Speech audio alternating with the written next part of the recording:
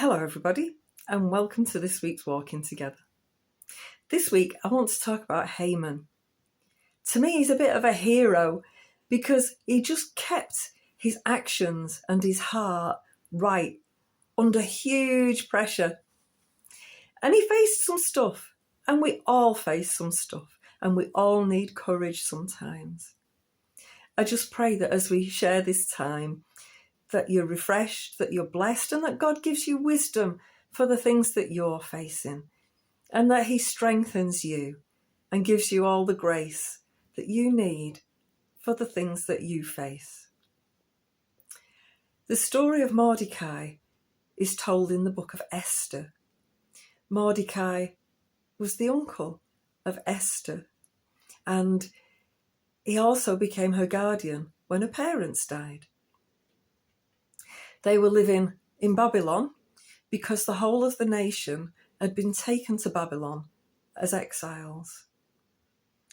The king at that time was called Xerxes or Ahasuerus, depending on the version that you're reading.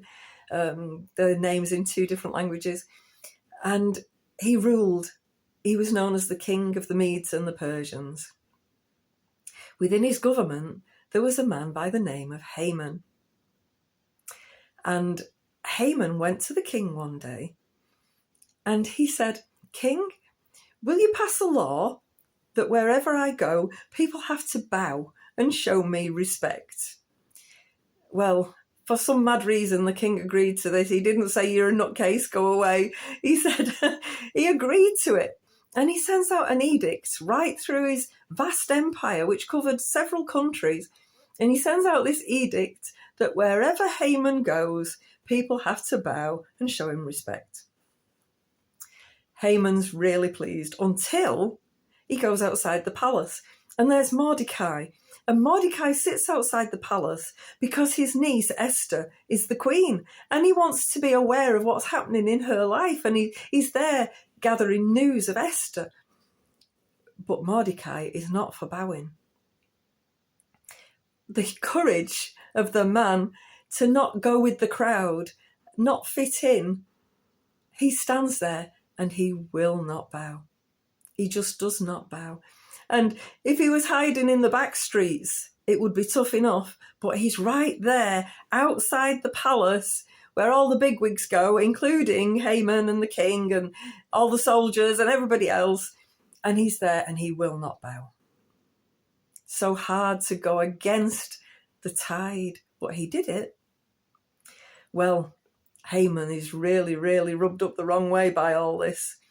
And he's just going over it and going over it and going over it.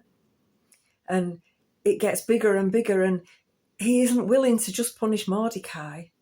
He decides that all of Mordecai's people have not just got to be punished, but they've got to be annihilated is the word that's used. The whole of the nation, he wants them to be annihilated. So he thinks, well, it went well for me last time I went to the king, so I'll go and see him again. So he goes to the king. And I picture him going into the presence of the king, and he says, "Well, you know me, king, I'm always looking after your best interest, and I've noticed that there's this group of people, and they're really not like us, you know, and they don't keep your laws, and they don't have the same customs as us, and they really don't fit in very well, you know, and they're not very good. And what I suggest is that we set a day and we annihilate them all." And he brings along with him 10 large bags of silver to facilitate this, or maybe as a sweetener. And the king agrees. And he gives Haman his signet ring, and the secretaries are called in and they draft up this edict, and it's sent all through the empire.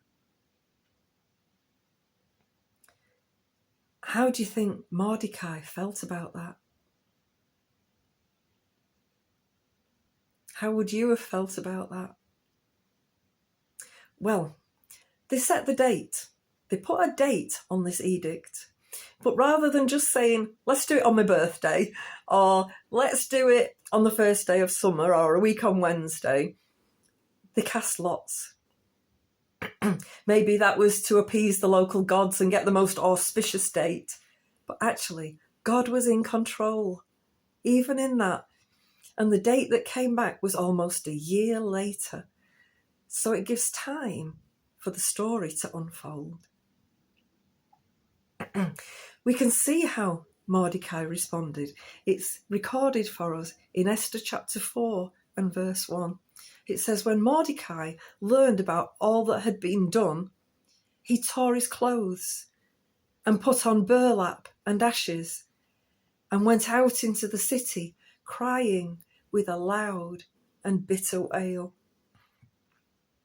He could have immediately blamed himself. He could have immediately took on lots of shame. But actually, he didn't make Haman wicked. It wasn't his choice. It wasn't his decision. He could have taken on a false responsibility, but he didn't do that. He could have gone the other way and thrown himself on the mercy of Haman, but he didn't do that either. He could have been indifferent, but it says he cried out with a loud and bitter wail. He grieved for the evil that was being focused on his people and the atmosphere that there must have been. Wow. Cried out to God. The next thing he does is he informs Esther of all that's happening. And he doesn't say, you're precious to me, go and hide and look after her. He actually calls her to being all that she's meant to be. He says it's not by chance that you are who you are and that you are where you are, that you've been given the position of queen. And she sort of says, it'll cost me my life. And he says, no, you're here for a purpose, girl. Rise up, girl. So she says, well, I will, but first I'm going to pray. I'm going to fast and I'm going to pray and I'm going to get my maids to pray with me and I'm asking you to pray as well and get other people to pray. And they do. Then the time comes and she goes to see the king. But instead of just blurting it all out straight away, what she does is she says, will you come to a banquet? Will you and Haman come to a special banquet? And the king agrees and Haman agrees. And they have this banquet and she still doesn't blurt it all out. But Haman thinks this is fantastic. He's really, really chuffed with his little self. So he goes home and he calls all his mates and his wife and he's having a really good brag and he's really pleased.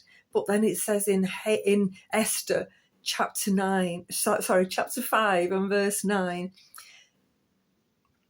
Haman was a happy man as he left the banquet. But when he saw Mordecai sitting at the palace gate, not standing up or trembling nervously before him, Haman became furious. However, he restrained himself and went on home. Then Haman gathered together his friends and Zeresh, his wife. And he says, all this is worth nothing as long as I see Mordecai the Jew sitting at the palace gate. So he actually wanted everybody to tremble. What kind of a heart is that? He wanted everybody to tremble before him. But Mordecai is still sitting at the palace gate and he is still not bowing. People are noticing this. And before long, the king's men notice this.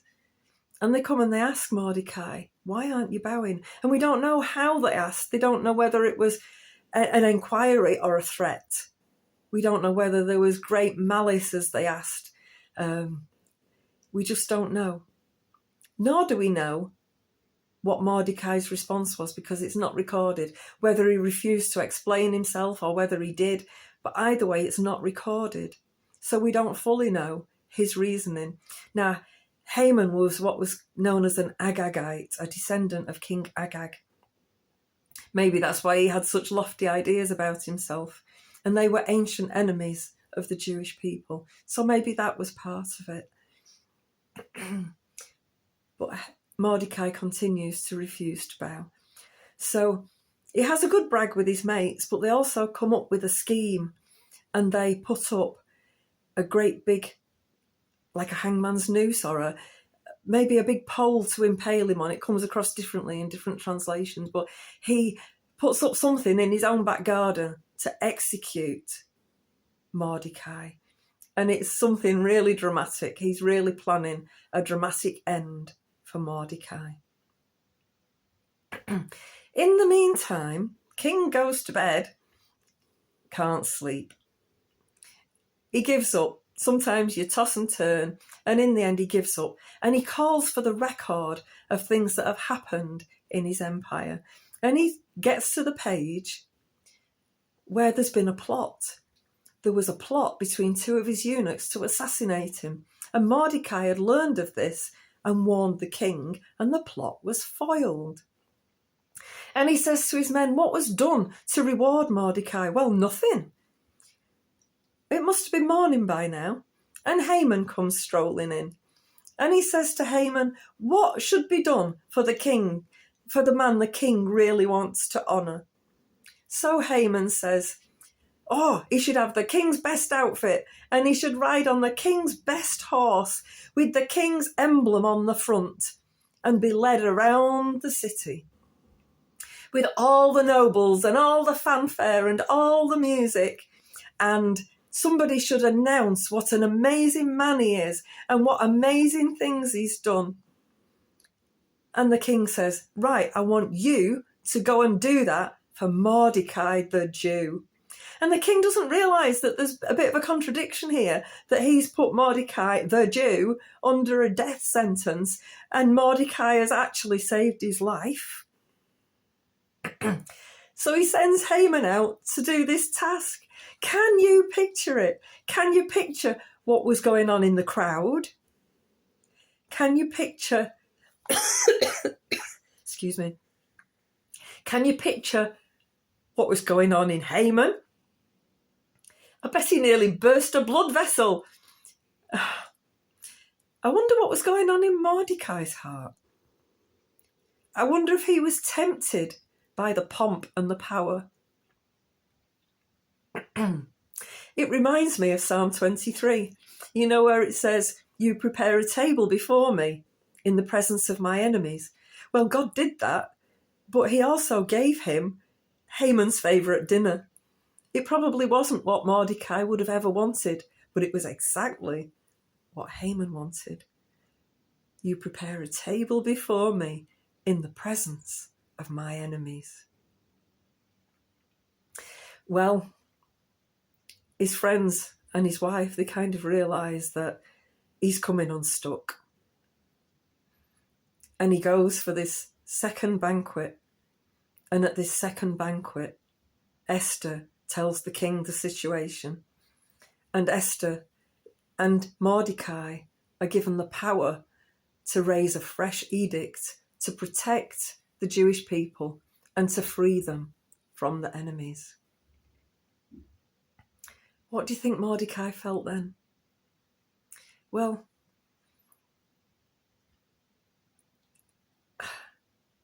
I just think the heart of the man was amazing. And one of the eunuchs actually tells the king what Haman has built in his own back garden.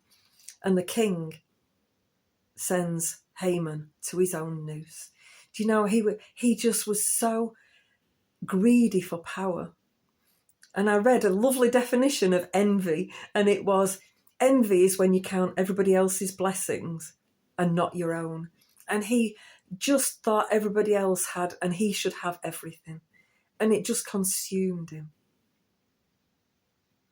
So his end, Mordecai got the dinner that he wanted, and Haman got the end that he wanted for Mordecai. God really turned the tables. And as we come to the end of the story, we read what became of Mordecai.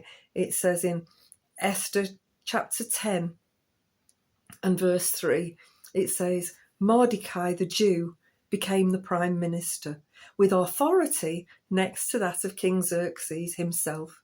He was very great among the Jews, who held him in high esteem because he continued to work for the good of his people and to speak up for the welfare of their descendants.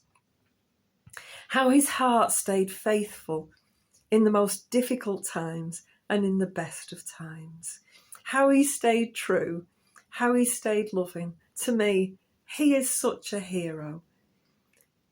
That his motivation, that not just his actions, but his motivation stayed faithful to God through thick and through thin. And God completely turned the tables on his behalf and made a way. May God make a way for you. May he bless you. Amen.